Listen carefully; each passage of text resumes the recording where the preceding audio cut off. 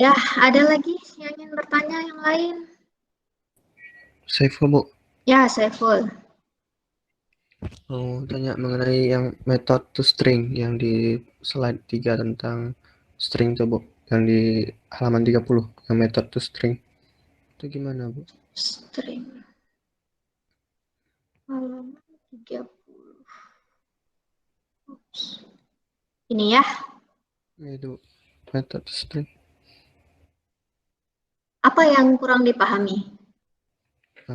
Contoh kegunaannya dan apa isi di situ untuk apa gitu. Oh, gitu. Nah, sebetulnya method to string ini akan saya jelaskan lebih detailnya lagi sewaktu saya menjelaskan materi tentang objeknya ya. Jadi setiap kita buat kelas, nah setiap kelas nanti bisa kita override method to stringnya. Nah, untuk di sini saya hanya sekedar mengenalkan saja bahwa method to string itu ada ya. Nah, adanya di dalam kelas objek. Sedangkan contoh penggunaannya akan saya jelaskan kemudian. Nah, kenapa? Karena kalau saya jelaskan di sini, ya kita belum sampai materi ke apa namanya membuat kelas. Nah, jadi kalaupun saya masukkan penjelasannya di sini, kalian mungkin bingung juga gitu ya. Tapi intinya seperti ini, ya intinya toString sesuai dengan kata-katanya, toString itu dia akan mengubah. To itu kan kepada istilahnya, string itu adalah string. Jadi dia akan mengubah apapun itu yang ada di dalam buka kurung ini menjadi tipe data string. Nah, metode toString ini adalah metode yang otomatis, ya, otomatis akan dipanggil sewaktu kita melakukan proses cetak. Ya, cetak seperti dengan menggunakan sistem .out, .print, mau print saja atau mau pakai ln-nya sama saja.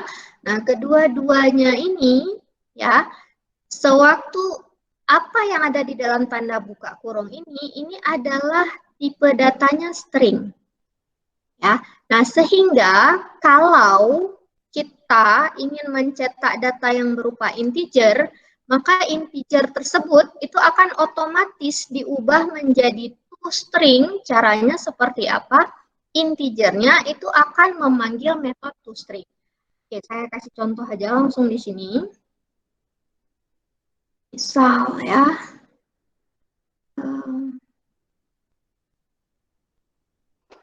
integer aja, integer misalnya apa ya, nomor 9. Kemudian kita cetak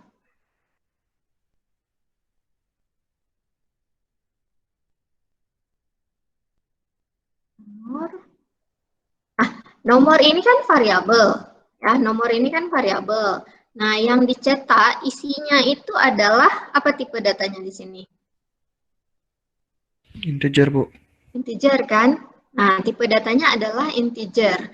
Jadi, ya, padahal sebetulnya kalau kita lihat di Java API, ini saya tunjukkan buktinya bahwa kalau di Java API itu sistem ini itu mencetak Java lang.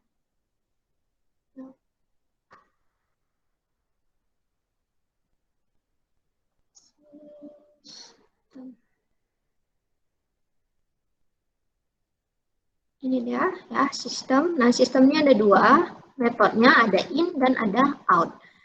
Yang kita gunakan kan out. Nah, outnya ini ya outnya di sini ada print ln. Nah, print ln-nya itu sendiri bisa print ln tanpa apa tanpa apapun, bisa boolean, bisa char, bisa double, bisa float, dan bisa objek dan juga bisa string. Nah, kalau eh, tipe data yang kita gunakan di sini adalah bukan tipe data string, biasanya dia akan otomatis mengubahnya ke string, sehingga sewaktu kita cetak, proses pencetakannya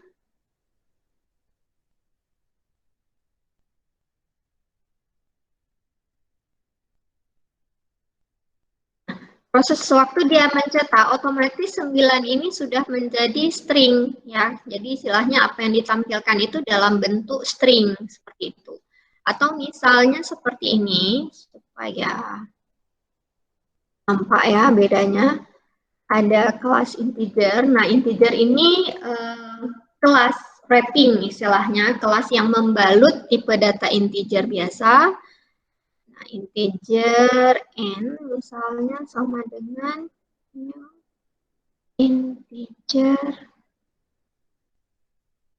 10. Nah, di sini saya mencetak nilai n-nya. Ya, nilai n ini tipe datanya adalah kelas integer. N ini variabel, tipe datanya apa? Kelas integer. Di slide sebelumnya kan minggu lalu ya sudah dijelaskan tentang tipe data, bahwa tipe data itu kan ada 2 jenis. Ada tipe data primitif, ada tipe data berupa kelas. Kalau tipe data primitif itu ada 8, kalau tipe data berupa kelas itu ya apapun itu kelas yang kita buat, nah itu bisa. Nah, salah satu kelas bawaan dari Java ini adalah integer. Integer ini gunanya untuk mengkonversi nilai int. Biasanya kan kalau kita buat nilai integer kan int seperti ini. Nah, kelas integer itu istilahnya kelas yang akan membalut tipe data primitif ke dalam bentuk kelas. Ya, wrapping class memang namanya, kelas wrapper. Nah, misalnya seperti ini, ya, n itu saya buat tipe datanya adalah integer. Apa yang kurang? Oh, titik koma lupa. Oke. Nah, padahal di sini ya n-nya ini kan tipe datanya integer ya. Nah, kalau kita lihat kembali di sini, nah yang ada di dalam buka kurung ini adanya itu tanpa apapun, kemudian ada boolean, ada char berupa array, ada double, ada float, ada int, ada long, ada object, dan ada string. Nah, di sini mana yang akan dia pilih? Ya, jadi dia akan memilih yang paling dekat. Nah, yang paling dekat itu apakah dia dalam bentuk objek, maka dia akan tuliskan dalam bentuk objek. Nah, karena di sini sudah dalam bentuk objek yang ada nama, yaitu integer, maka secara otomatis n-nya ini akan memanggil metode toString. Nah, jadi kalaupun kita tuliskan seperti ini, itu hasilnya sama saja.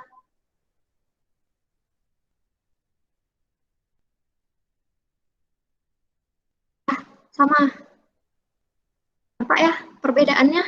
Apa penggunaan dari toString? Untuk penggunaan detailnya itu nanti akan kita pelajari kemudian.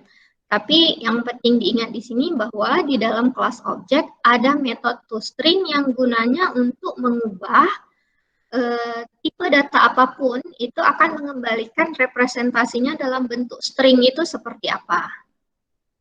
Itu. Coba tadi tanya Saiful ya. Udah bisa dipahami Saiful? Alhamdulillah bisa sedikit-sedikit, Bu. Ibu, itu kegunaan yang toString tadi cuma di bahasa Java atau di bahasa pemrograman lainnya juga ada, Bu?